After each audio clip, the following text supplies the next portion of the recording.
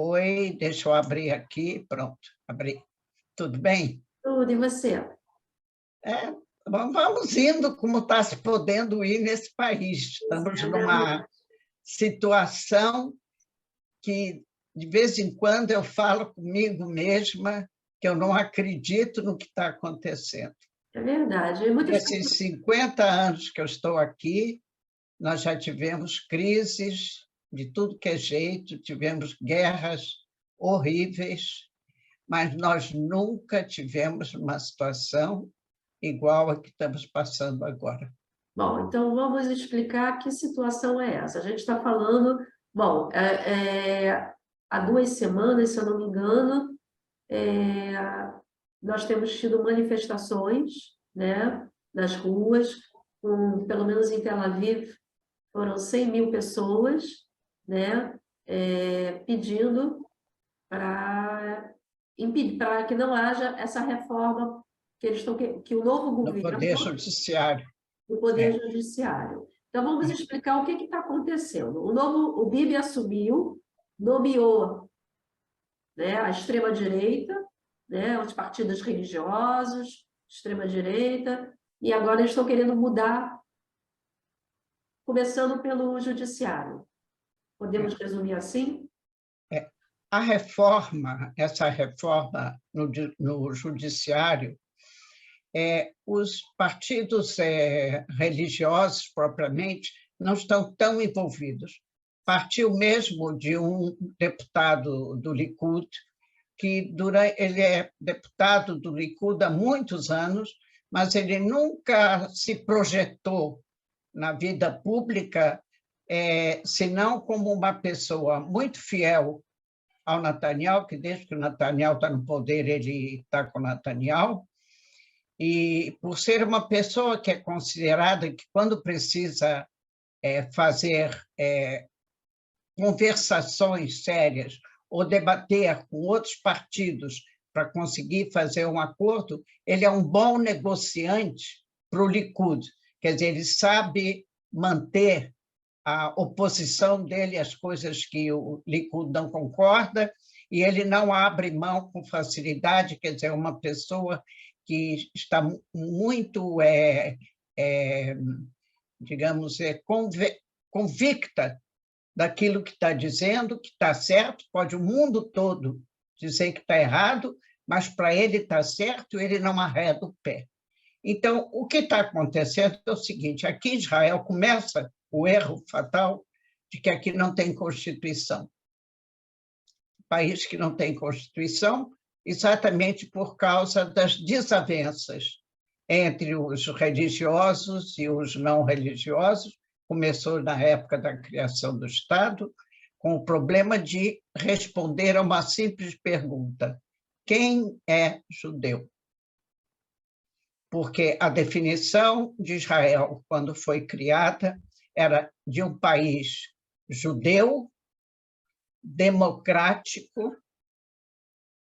E então, a pergunta que os religiosos começaram a fazer era o seguinte: o que vinha primeiro, democrático ou judeu? Judeu. Então, quem é judeu? Por causa do problema dos casamentos mistos, do problema da halahá judaica, que diz que só é judeu quem é filho de mãe judia. Uma definição muito simples. E acontece que, depois de 2000 anos de diáspora, era impossível, porque tinham milhares e milhares de famílias, ou que o pai era judeu e a mãe não era, ou o contrário. E como só decidia o lado materno, a mãe é que dá a condição judaica. Então, ficou muito complicado, porque, no final das contas, o governo aqui em Israel, com a Aliyá, na época que foi criado o Estado de Israel, existiam 600 mil judeus aqui. E, nessa época, a maioria dos judeus que estavam aqui, muitos eram religiosos. E depois, os que começaram a vir ainda antes, nos anos 30 e 40, antes da criação do Estado, eram os pioneiros, os halutzim, o pessoal que veio, os jovens que vieram para os kibbutzim e que construíram esse país, construíram as ruas, as estradas, estrada de ferro, não eram políticos, eram gente, mão de obra para o trabalho pesado, a agricultura, principalmente. E nunca foi se verificar nas tzitziot deles, tzitziot é aquelas cordinhas, né, que tem no talit, nunca, então se diz quando você quer examinar o camarada no fundo da alma dele, então se diz que você está examinando as tzitziot. E nunca se foi examinar as tzitziot dessa gente, eles que foram os soldados que foram lutar na guerra de independência, que foi a pior guerra, que já teve uma guerra que teve um número de mortos espantoso, entendeu? Nunca ninguém foi perguntar a eles, foi verificar se ele era judeu ou não era judeu. Você veio para Israel, você fez aliar e você recebeu, quando chegou, a nacionalidade judaica, porque você ou veio fugido da Europa antes da guerra, ou veio depois da guerra, quando você sobreviveu os campos de concentração, ou quem não teve concentração, que teve em países que não mataram os judeus, mas segregaram os judeus, não tinham nenhuma liberdade. Você não podia, com essa gente que, depois de tudo isso, ainda vem lutar para ser judeu, dizer para ele que ele não tem direito de ser judeu. Quer dizer que a atitude de todos os governos que precederam o estabelecimento de uma nação era liberal, que teve maioria durante muitos anos. O Partido Trabalhista, liderado pelo Ben-Gurion, que foi o primeiro-ministro que teve, e tinha outros partidos, o Likud não existia com o nome de Likud, era o Partido Revisionista, o Beitar, e tinham os religiosos, mas eles não tinham, os religiosos, primeiro, esse fanatismo, porque quem estava aqui naquela época estava vendo o que estava acontecendo. E eles não eram tão numerosos. Eles não eram tão numerosos. Com o passar do tempo, todas essas coisas foram acontecendo. E quando se estabeleceu a primeira Knesset, que então resolveram legislar as leis básicas, como havia impossibilidade de fazer uma Constituição, quando você não consegue responder a primeira pergunta, quem é judeu, então você não pode fazer Constituição. Então, vamos criar leis básicas que eram o direito de ideias e os direitos humanos básicos, que é a coisa mais importante, o dever com a pátria, os deveres do governo com o povo, de dar saúde, educação, e ajudar na alimentação e trabalho. Então, o país foi se desenvolvendo rapidamente, em pouco tempo dobrou a população e os partidos que foram constituindo os governos até 1977 foram sempre partidos de maioria socialista, liberal, não comunista, não esquerdista, mas o governo liberal, onde os religiosos tinham todos os direitos. Eles sempre tiveram tudo, nunca ninguém fez nenhuma limitação aos direitos deles. Inclusive porque sempre teve os naturei carta, que viviam aqui e não reconheciam o governo como o governo de Israel.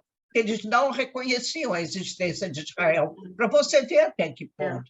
Porque Israel só poderia existir quando o Messias chegasse. Então, se fosse esperar o Messias, então nós já não existiríamos mais. De modo que toda essa complicação foi gerando sempre crises sociais, porque aí começa, é um verdadeiro cadinho de etnias, né? Vieram judeus da África, da Europa, das Américas, do mundo inteiro. E tinham muitos que, durante os 2000 anos de Galut, como os judeus etíopes, eles estavam completamente desligados do resto do judaísmo mundial.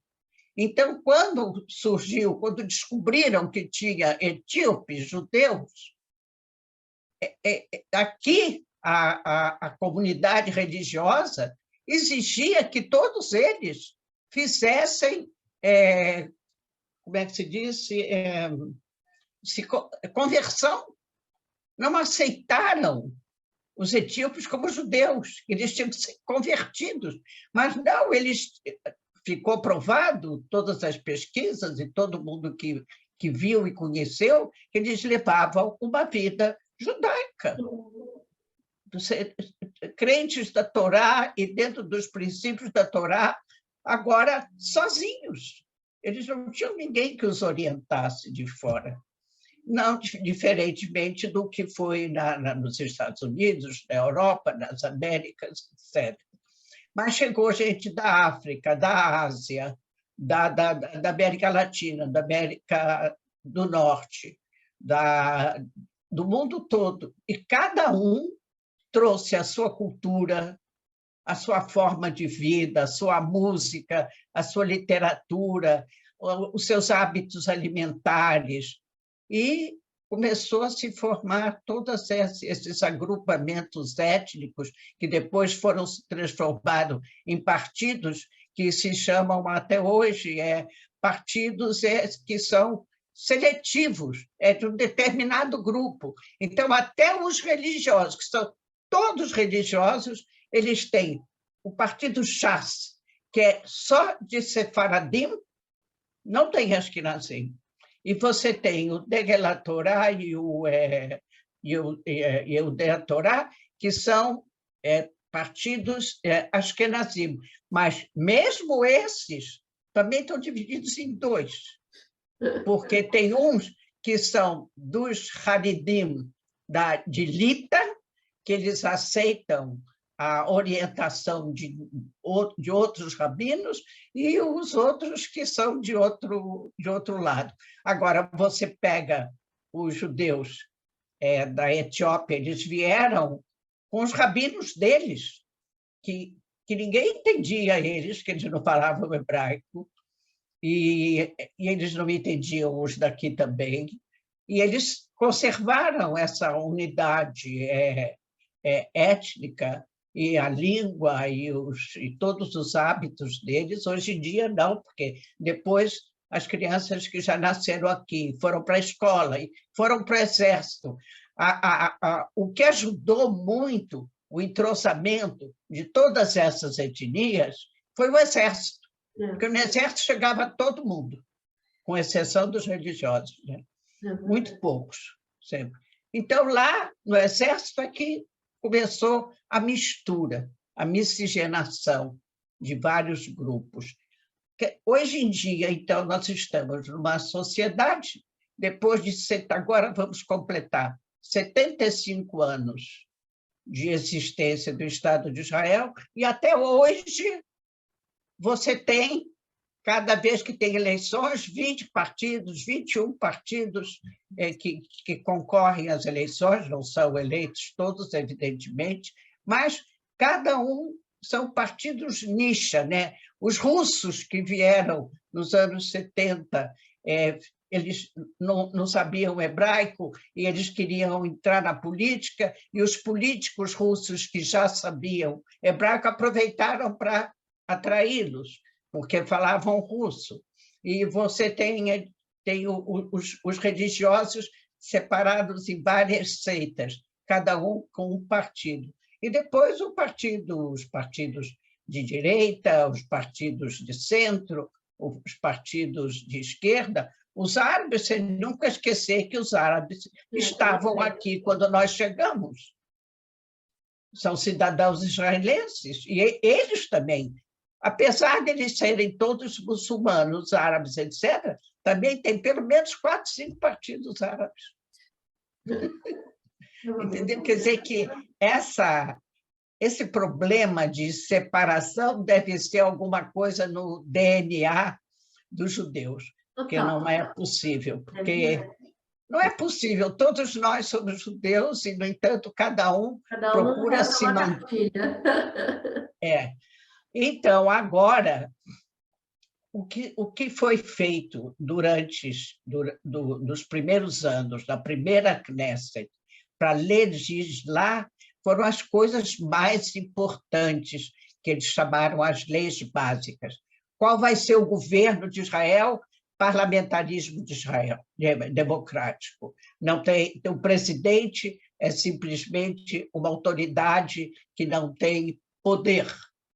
E você tem uma Knesset que tem 120 deputados, tem eleições gerais que são a cada 4 anos, os deputados são eleitos pelo povo e o presidente é eleito pelo parlamento. O parlamento é que elege. O presidente que você diz o primeiro-ministro. O primeiro-ministro também não é eleito como primeiro-ministro. Aqui, dentro do partido, dentro do regime parlamentarista, cada partido ele tem, existe uma comissão eleitoral nacional que regulamenta os partidos, como é que eles têm que fazer. E antes das eleições, cada partido tem que preparar uma lista dos seus candidatos ao parlamento, à Knesset, e nas listas, sempre o primeiro da lista será o primeiro-ministro, se o partido dele for o que tiver mais votos e tiver indicação de mais de 60 dos outros partidos, dos demais deputados eleitos. De modo que assim ficou até hoje. E o tempo todo, com o continuar da vida, o aumento da população, as mudanças todas, a modernização de tudo, as pessoas diferentes, todas as coisas que aconteceram no mundo todo aconteceram aqui também. As guerras, os problemas sociais foram levando à necessidade de legislar mais leis ou de modificar determinadas leis básicas ou acrescentar parágrafos, fazer modificações. E, com isso, se criou, pelo menos até agora, o conceito de democracia, que está baseado em 3 coisas fundamentais: a independência do sistema judiciário, de toda e qualquer política, como é que se chama, o status de que a Knesset é que legisla, quem faz as leis é a Knesset, e quem executa é o governo. Agora, você tem a parte do Supremo Tribunal, que é um tribunal que é o que cuida de dar apoio a todas essas pessoas que podem ser prejudicadas com as mudanças na legislação da Knesset. Pessoas que se sentem prejudicadas, e eles têm o direito de apelar para o Supremo Tribunal. E também o Supremo Tribunal serve de freio e também de um balanceamento nas atitudes do governo, de modo que, quando acontece algum problema que a discussão é muito grande e não existe uma certa aceitação da maioria das pessoas com relação àquilo, então existe a possibilidade de você apelar para o Supremo Tribunal, que vai, dependendo da gravidade, da importância do assunto, do tema, decidir quantos juízes vão debater o problema. Se é um assunto mais banal, pode ser 5 juízes, se não, com 7, 9, 11 juízes, dependendo da importância do tema que está em debate. E o que está acontecendo agora, com esse novo governo do Netanyahu, é que ele fez uma coalição com partidos só religiosos. Não tem nenhum partido outro, a não ser o Likud. Todos os outros partidos são partidos religiosos, todos de direita, alguns de extrema-direita, que são carranistas, que é uma coisa que a gente não consegue entender, porque o Carran, quando ele estava vivo, e ele quis fazer um partido e se eleger deputado, essa comissão eleitoral nacional não permitiu que o partido dele concorresse às eleições, de tão ilegal que ele era.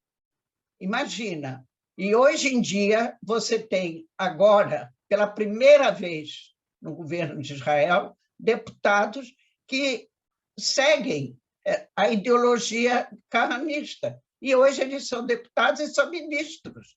Você tem o Ben-Gvir e você tem o Smotrich.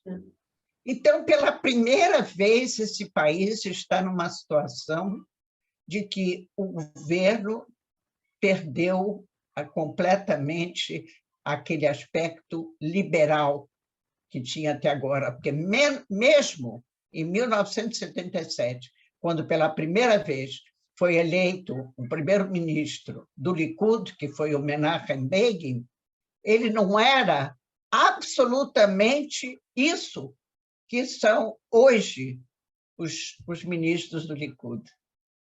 Ele era um homem liberalíssimo, democrático, que aceitava todas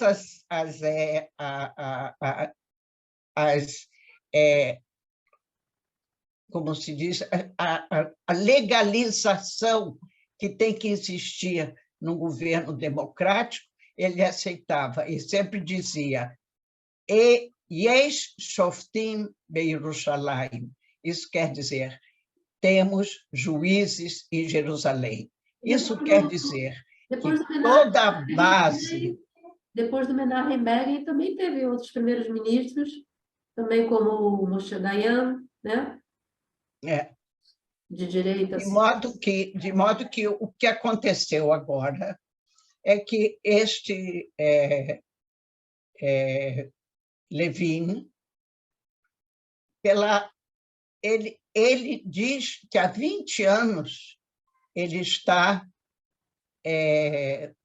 fazendo todas as mudanças que ele pretende fazer na legislação de Israel e no sistema judiciário, que tem 20 anos que ele está trabalhando nisso, como deputado, ele sozinho com ele. Uhum. Agora, quando eles apresentaram, 2 semanas depois que o governo tomou posse, como que 2 semanas depois que o governo toma posse, você pode ir à imprensa, convocar uma entrevista coletiva de imprensa, e ele já tinha sido nomeado ministro da Justiça, e dizer: o meu programa de reforma no sistema judicial é isso.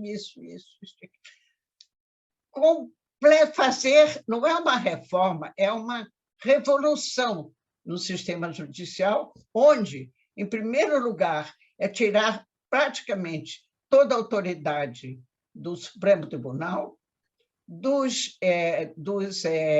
conselheiros judiciais, tanto do governo como de cada ministério e da Knesset, de tudo. Cada entidade aqui tem um conselheiro judicial. E, em segundo lugar, dizendo que os ministros iam ter o direito de nomear como conselheiro judicial do ministério dele quem eles quisessem.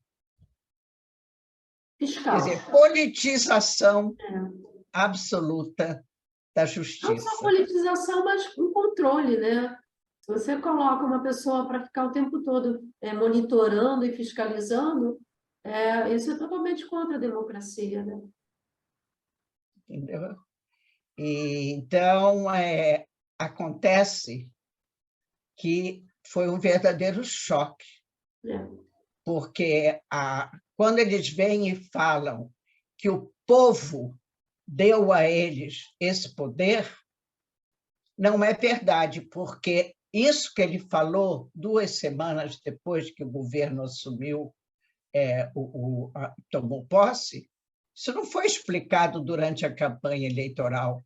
As pessoas, o povo não sabia. Imagina que a maioria do povo entende qual é a diferença do que foi legislado em 48 e 50 e das mudanças que ele quer fazer agora.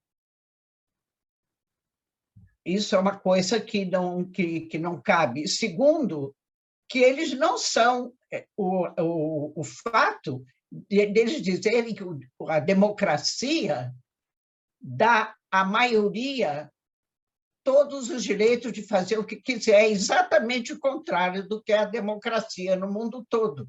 A democracia ela tem uma maioria, mas ela tem que defender inicialmente os direitos das minorias, porque as minorias não têm para quem apelar. Essa é a base do sistema democrático, onde todo mundo tem direito e os seus direitos são respeitados. E você tem o direito de falar, de pensar, sem ser obrigado a fazer. Apoiado nisso, os partidos religiosos começaram também já a entrar com as modificações. Hoje em dia, por exemplo, o que está se falando aqui é que, por exemplo, hoje, em todas as bibliotecas públicas de Jerusalém, o horário de consulta de livros é separado entre mulheres e homens. Tem horas que só mulheres entram e tem horas que só homens entram. Se for criança, também, os meninos e as meninas. Agora, eles começaram, aqui no norte de Israel, tem muitas piscinas naturais, que são de águas de fonte, de águas naturais. E o povo todo vai, não é piscina que você paga uma fortuna para entrar. Não, são piscinas naturais, qualquer um pode ir, pode entrar. Lá também eles agora querem separar de homem de mulher. Agora, acontece que os religiosos, embora eles estejam na coalizão, que é maioria no governo, dos 120 deputados, eles têm 64, não é assim uma maioria absoluta. Entre 60 e 64. De modo que eles dizem que eles têm o direito, porque eles foram eleitos. O povo deu a eles esse direito. Eles perguntaram ao povo se o povo quer isso. Quer dizer, eles estão usando o fato deles terem sido eleitos e acham que, a partir daí, eles podem tudo. Tudo. Começou a primeira confusão ainda antes do governo tomar posse, que era o fato de que o presidente do partido Shas, e eles falam partido grande. O que é um partido grande? Eles tiveram ao todo 11 deputados, e é o partido grande. O partido maior, que foi o Likud, que teve 32 votos, e em seguida o Yesh Atid com 24. Eles, com 11 votos, são um partido grande. Dizer que 400 mil pessoas votaram nele, por quê? Começou o problema de que o Ariadne foi eleito para a Knesset, e ele era o primeiro da lista. Então, logicamente, o Netanyahu sempre disse que ele já esteve preso uma vez, 5 anos. Nossa. E agora, recentemente, ele está com 4 ou 5 processos, dos quais ele conseguiu se liberar e ficou com prisão condicional, porque ele disse ao juiz no tribunal, na presença de todo mundo que estava lá, da imprensa, de todo mundo, de que ele ia abandonar a política. Isso foi um acordo feito entre os advogados dele e a promotoria. Para ele não ter prisão real, e sim condicional, ele, então, teria que se afastar da política. Isso ele disse num dia, então recebeu a prisão condicional, e depois das eleições ele não recebeu apenas um ministério, 2. Num partido que tem 11 deputados, não pode distribuir um pouco melhor? E aí a justiça não pode voltar atrás na decisão? Não, aí acontece que várias entidades deram entrada em apelo ao Supremo Tribunal, dizendo que a lei que existe no país proíbe que uma pessoa que é avariado, que é um militante? Não militante. Não, Cometeu infrações, o infrator da lei. O infrator da lei não pode ser ministro. Pode ser deputado, mas não pode ser ministro. Então, essas entidades todas democráticas, movimentos democráticos, todos deram entrada num apelo para o Supremo Tribunal, que foi na quarta-feira passada. Então, o Supremo Tribunal se reuniu com 11 juízes. 11 juízes, porque a presidente do Supremo Tribunal diz que o povo elege os deputados, mas o povo não elege os ministros. Os ministros depois são escolhidos pelo primeiro-ministro dentro da coalizão que ele fez. Ele pega de cada partido, lá quantos ele queira. Mas que o povo não elege ministro. De modo que não pode dizer que 400 mil pessoas, que foram o número de votos que o Ariadne teve, que 400 mil pessoas, num total de mais de 6 milhões que votam, não é um número. E que ele, então, ele tinha o direito de ser ministro.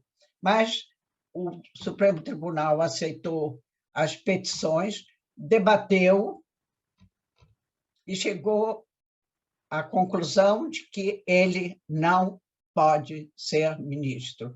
E foi assim a concordância foi muito grande entre os juízes. Entre 11 juízes, 10 estiveram de acordo que ele não pode ser ministro, e só um, ele não disse que ele pode ser ministro, mas disse que ele não pode só se consultando a lei eleitoral, ao presidente da comissão eleitoral dessas últimas eleições, se a pena que ele teve de prisão condicional é uma pena que tem vergonha, porque aqui se chama calon. E quem tem uma pena judicial que é definida como vergonha, não pode ser ministro de jeito nenhum. E só 10 foram a favor. Pronto. Foi um escândalo, porque ele já tinha assumido 2 ministérios, e eles sabiam que o assunto estava, só que o Supremo Tribunal não resolve como eles, que em menos de 2 semanas tinha uma reforma que pode levar 20, 30 anos para ser feita, não 2 semanas. Resultado, eles começaram a dizer que o debate do Supremo Tribunal foi racial, porque a maioria dos juízes são askenazim. Uma minoria é sefaradi. E como o Aryeh Deri é sefaradi, então, olha... Que absurdo. Isso, mas sabe o que aconteceu isso no povo? Você quer colocar o povo todo contra o Supremo Tribunal, que é a coisa mais importante na gerência de um regime democrático. Porque se o governo não tiver nada que freie, que dê balanço, eles podem fazer o que eles quiserem, que estão fazendo, transformar Israel numa ditadura. E é por isso que está havendo essas demonstrações públicas. Já foram 2 sábados, um teve 100 mil pessoas, não, primeiro teve 80 mil pessoas em Tel Aviv. E o segundo, que foi o sábado passado, já teve quase 150. E teve, nesse último sábado, em Haifa, em Jerusalém, em Beersheba e em Herzliya, com números menores. O total, eles falam de 150 mil pessoas que se manifestaram contra. Agora, no meio dessas pessoas, e todo mundo viu que estava filmado, e as pessoas foram entrevistadas, tinham religiosos, tinham os faradim, tinha muita gente do Likud, que eles disseram, isso é uma manifestação da esquerda de Israel, que é anti-sionista. Imagina. Resultado, a quantidade de pessoas do mais alto gabarito, das universidades, de todas as instâncias que existem no mundo moderno hoje, grande maioria tem se manifestado contra essa reforma. Eles não dizem que não é necessário reformar diferentes aspectos no Poder Judiciário, mas não dessa forma de fazer uma blitz em 2, 3 semanas. São coisas que levam anos e tem coisas que não podem ser feitas. Inclusive, um ex-ministro da Justiça, que é Likud, sempre foi, até ele se manifestou contra e fez uma proposta para o ministro atual de modificar determinados parágrafos dessa modificação que ele está propondo, dessa reforma. Fora de que todos os professores, todos não, mas 90%, pelo menos, dos professores de direito, dos grandes juristas que existem hoje em dia no país, todos eles fizeram um abaixo-assinado pedindo que não se faça essa reforma tal como ela está plantada, que não pode tirar o poder absoluto do Supremo Tribunal e deixar o governo livre e sem dar defesa aos direitos humanos mínimos que as minorias vão ter. Então, olha, ex-primeiros ministros, ex-chefes de Estado-Maior do Exército, ex-ministros da Defesa, todo mundo, esses que já estão anos afastados da política, todos eles comparecem, eles não podem, quem é político não pode discursar. Uhum. Só esses que já abandonaram a política há alguns anos podem ser convidados a discursar. Na semana passada, um dos maiores escritores de Israel, Davi Grossman, também falou. As coisas que eles falam vêm de uma decepção absoluta, porque é tirar Israel do caminho democrático, simplesmente. Isso é inadmissível. Não tem como. E o povo está muito dividido. E o receio é que isso possa gerar conflitos de violência nas ruas. E hoje, o que aconteceu agora que nós atrasamos a nossa entrevista, é que anunciaram que o Netanyahu e o ministro da Fazenda iam fazer um pronunciamento. Um pronunciamento não é só uma entrevista coletiva à imprensa. Uhum. Por quê? Porque o mundo todo, o mundo democrático todo, a Europa, Estados Unidos, todo mundo leu aquilo que ele escreveu e disse o seguinte: nós não temos interferência política nenhuma, que façam lá os políticos o que queiram, mas nós fazemos uma advertência.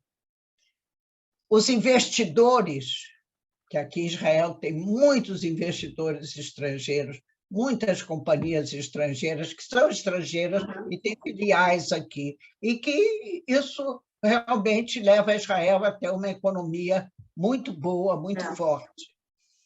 Disseram que, do momento que uma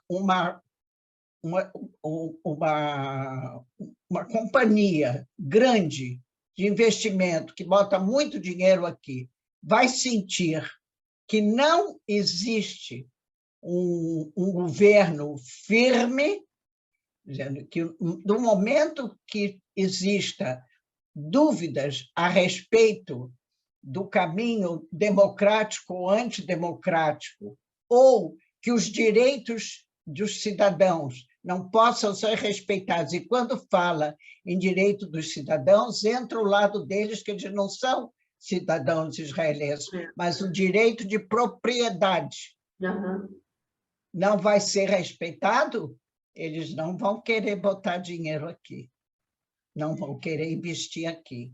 E vai acontecer que a economia de Israel vai ser tremendamente prejudicada, e dizem os entendistas, 300 economistas se manifestaram esses dias, e hoje de manhã, o Netanyahu foi chamado pelo presidente do Banco de Israel para uma conversa onde ele esclareceu, segundo e ele foi nomeado pelo Netanyahu.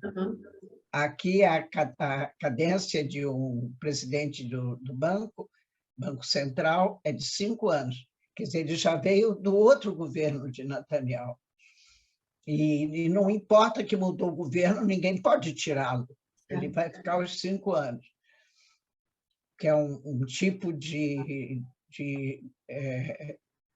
cargo de muita importância e onde ele lida com o mundo inteiro.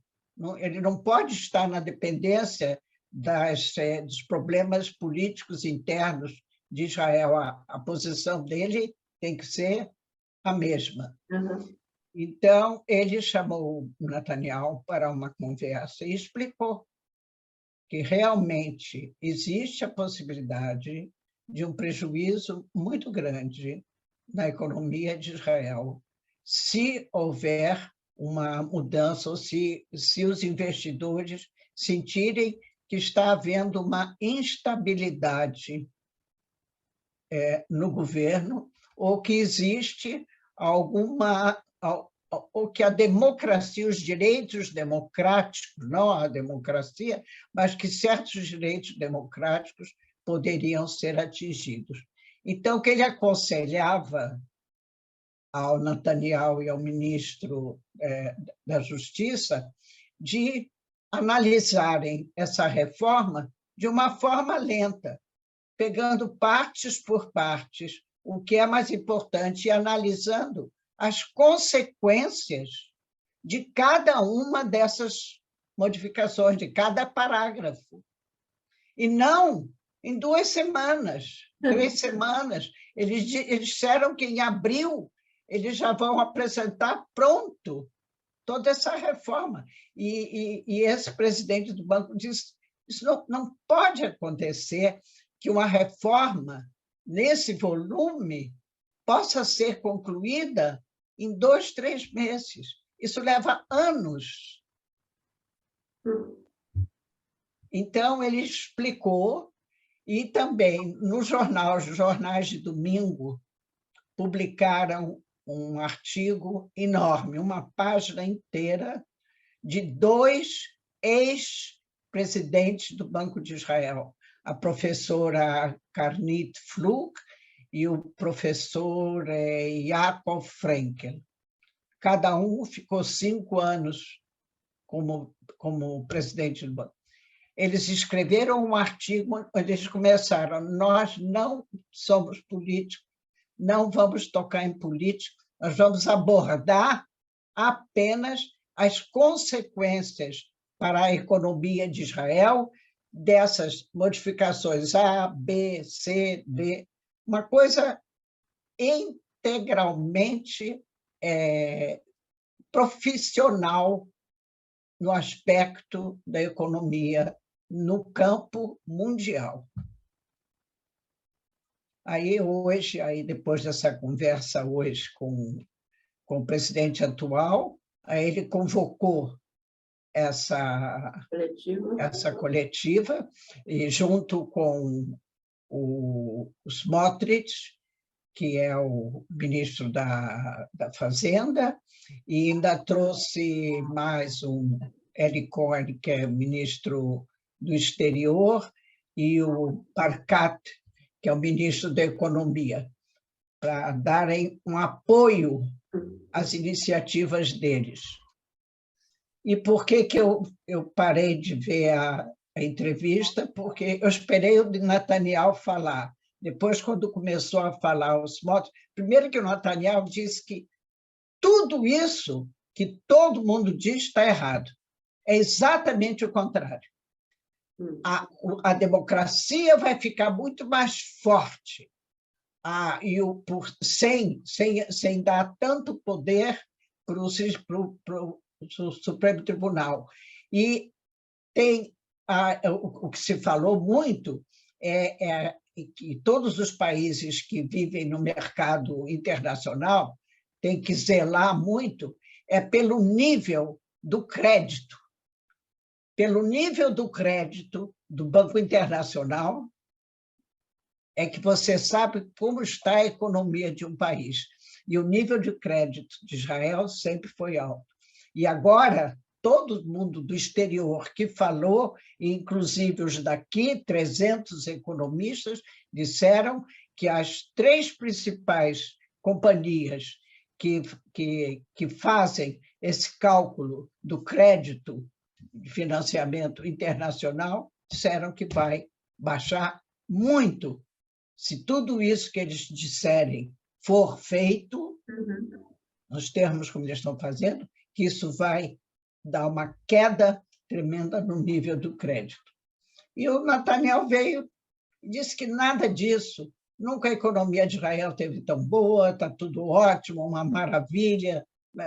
Então, você, por menos que você entenda de economia como eu, mas que leio o jornal todos os dias, escuto noticiário, eu olho para ele e digo, não, ele está rindo de mim. Como eu, outros milhões. Milhões de pessoas hoje aqui em Israel estão se sentindo...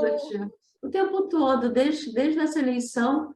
Não, Olha, Isso é isso é um poder. desrespeito. É, Isso é um desrespeito à inteligência normal de uma pessoa. ele não está bem, não, Ruth. Sinceramente, uma pessoa que faz o que ele está fazendo não pode estar bem, não está com juízo bom. Eu sei que não. Primeiro, que o Netanyahu, eu nunca fui adepta dele, mas eu nunca pude dizer que ele fosse mau administrador. Ele tem os métodos dele por causa da ideologia dele. Eu não concordo com a ideologia. Agora, ele é um homem inteligente, culto, e ele nunca poderia fazer o que ele está fazendo ou dizer o que ele está dizendo, inclusive o desrespeito com relação aos juízes, como se os juízes fossem, sei lá, um vendedor de loja, o lavador de louça. Ele quer tudo, ele quer o poder. Ele quer o Eles poder. querem que a escolha dos juízes para o cargo no Supremo Tribunal seja feito única e exclusivamente pelos políticos. Realmente Hoje em é dia, democrático isso, né? Ou seja, vamos mudar as leis, vamos escolher os juízes, vamos botar fiscais, vamos fazer o que a gente quer, porque quem manda aqui sou eu. Eu mando. aí, Eu fui eleito. aí hoje ele descobriu duas palavras novas. Ele disse que o que tem que acabar aqui em Israel é com o excesso de regularização e o excesso de legislação. Isso é que estraga o país. Realmente. Então, você escuta isso e você começa a achar que você realmente é idiota, porque...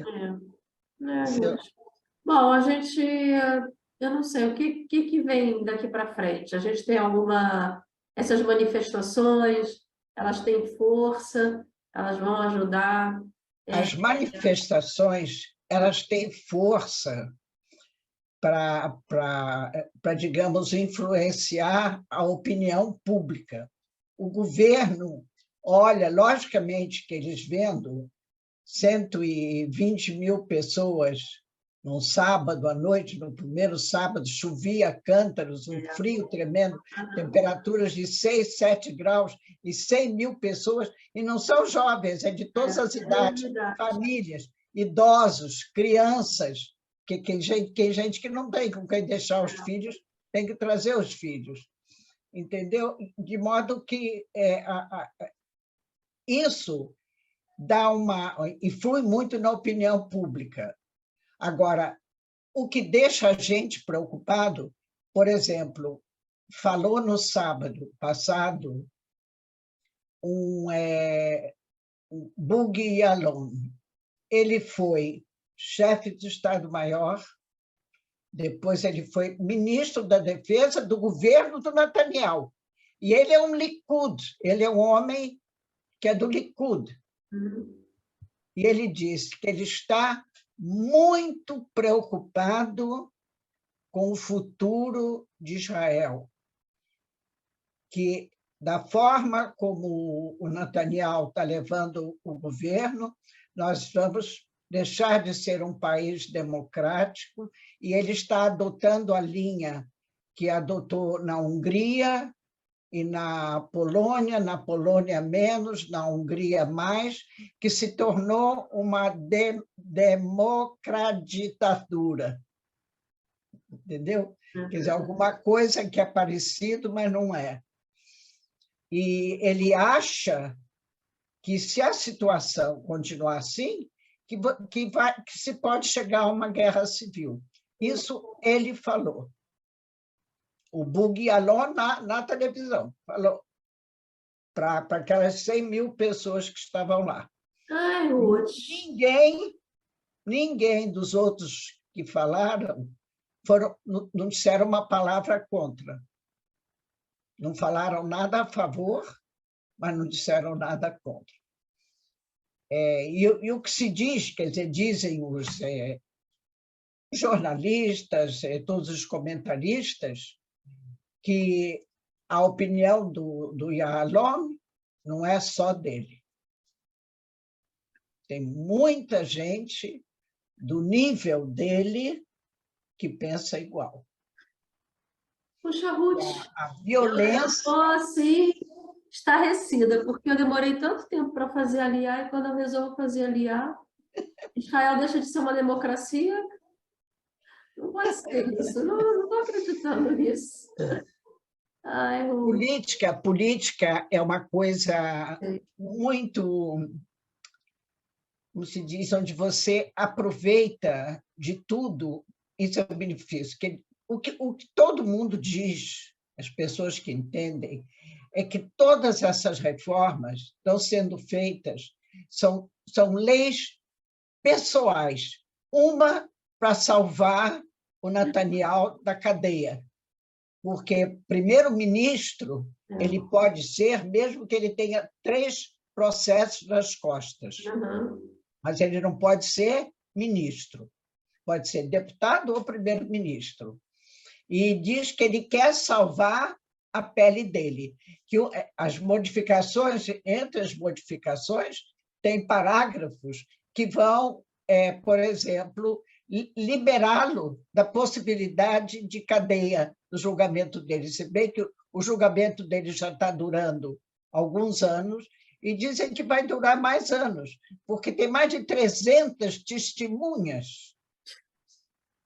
Ai, Ruth. Mais de 300 testemunhas que tem que, cada vez que uma vez, são dias e mais dias e mais dias.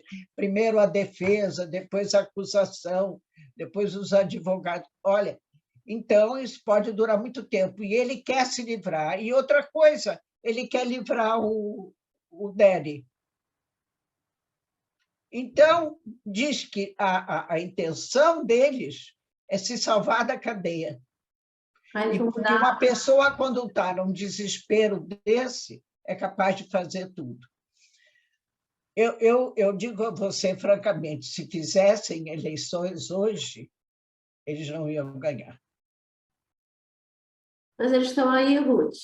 Mas eles estão aí, e no regime democrático você foi eleito, você tem 4 anos, vamos ver o que vai acontecer. Agora, a situação está muito desagradável. Muito desagradável. Está desagradável, está assustadora. Desagradável. As pessoas estão muito decepcionadas, o povo está muito decepcionado, muito. E não só pessoas que são anti-Bibi, também religiosos, sim, e também gente da direita, do Likud, também, porque o Likud foi sempre um partido liberal. Agora é que entrou essa moda. São os tempos. Eu interrompi você no início, mas eu queria voltar a falar sobre isso. Você falou do Menachem Begin, que foi um primeiro-ministro de direita, que apesar dele ser mais para a direita, ele mantinha os princípios democráticos, não é isso? Begin. Depois teve o Moshe Dayan também, né? Moshe Dayan nunca foi primeiro-ministro. Não foi primeiro-ministro, ele foi o quê? Não, ele foi ministro da Defesa. Ministro da Defesa. E o Sharon? Ariel Sharon. Quem? Sharon. Sharon foi. Foi primeiro-ministro. Ele também era... Ele também foi do Likud, mas depois ele abandonou o Likud e ele fez um outro partido. E ele foi eleito com uma maioria enorme. E, olha, falou esses dias também, e muito bem, um primeiro-ministro, Olmert, Ehud Olmert. Ele também teve preso. Sim. Por receber dinheiro de construtores. Ele fez isso quando ele era prefeito de Jerusalém. Então, ele recebeu $600 mil para dar uma licença de construção no local que era proibido fazer prédios tão altos. E o negócio ficou correndo muitos anos. Quando saiu a acusação, ele já era primeiro-ministro. E ele teve que se demitir, porque ele foi condenado à prisão. E ele foi para a prisão e saiu e se afastou da política completamente. Agora, ele também veio a público falar, com todos os direitos. Eu paguei os meus deveres à sociedade, paguei na prisão, cometi uma infração, paguei. A sociedade me condenou, eu cumpri, e agora eu sou um homem livre para fazer o que eu quero. Não quero mais voltar para a política, nunca mais. Mas eu agora vou me integrar nessa campanha para impedir que isso seja feito. Claro. Ai, Ruth. Moshe Dayan, não. Moshe Dayan Eu pensei. também não é. E ele também não era um homem lá muito limpo. Não, né? Não, eu sabia que ele tinha algumas... Tinha um negócio com... o problema dele era antiguidades. Não. Então, ele fez no jardim da casa dele um verdadeiro museu de antiguidades, que deviam estar no Museu de Israel, não no museu da casa dele. Entendi. Querida. Bom, ele também, mas foi um homem que deu pelo país toda a vida dele. Eu sei. No exército, nas lutas, etc. Mas tem as suas fraquezas. A gente perdoa as fraquezas quando você é muito bom. É verdade. Agora, quando você, depois que faz as fraquezas, você ainda vem e condena os outros, e você quer modificar a lei para você não sofrer as consequências da lei pelo fato que você fez.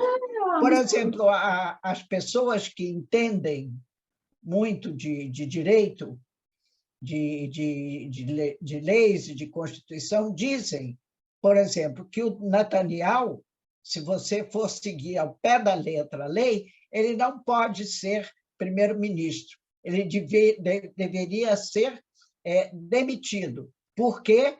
Porque ele, como primeiro-ministro na Knesset, ele está tomando decisões que vão modificar o processo dele. Quer dizer, isso é uma contrariedade de interesses que é previsto na lei, que não é permitido. E aí? E daí? Ninguém faz nada.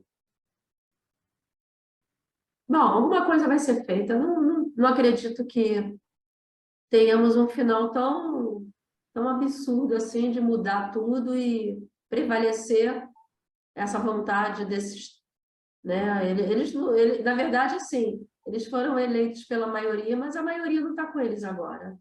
Pois é. Então, olha, minha filha, eu quero dizer uma coisa para você. Eu tenho certeza, nós já vivemos aqui momentos horríveis nesse país, onde nós tínhamos dúvida se no dia seguinte nós estaríamos vivos todos, quer dizer, Israel como país, como nação, né? Existia a possibilidade de ser completamente destruído. E nós ultrapassamos tudo isso, e eu tenho a certeza de que nós vamos ultrapassar também tudo isso. É uma fase muito difícil, que dói muito, porque não são coisas que os outros nos fizeram. Nós estamos fazendo para nós mesmos. É isso. Isso é que dói. Dormindo com o Inimigo. Conhece esse filme? Não.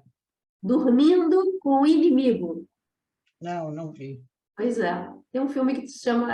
É isso aí. É mais ou menos isso, né? A gente aqui, os inimigos estão aqui dentro, estão conosco. Nós estamos convivendo com os inimigos. Isso é que dói. Isso é que Querida, dói. vamos ter que encerrar, né? E eu te agradeço pelos excelentes esclarecimentos. Realmente a gente atualizou bem o que está acontecendo. E vamos ver se a gente consegue manter, né? Voltar à nossa periodicidade, só para esclarecer que a gente teve uma ausência aí não programada devido à minha mudança, né, universidade, fiquei sem internet, e agora tudo está voltando ao normal, e aí a gente está... As pessoas estão nos cobrando. Pois é, a culpa foi minha, dessa vez a culpa foi minha, totalmente minha. É isso, Ruth, um beijo, Ok, um obrigada. beijo, Até. tudo de bom, e um grande abraço para os nossos ouvintes e espectadores.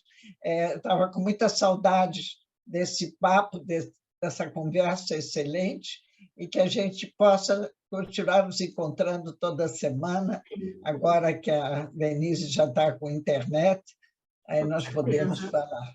É isso aí. Beijo, Ruth. Ok, um beijo a todos. Tchau.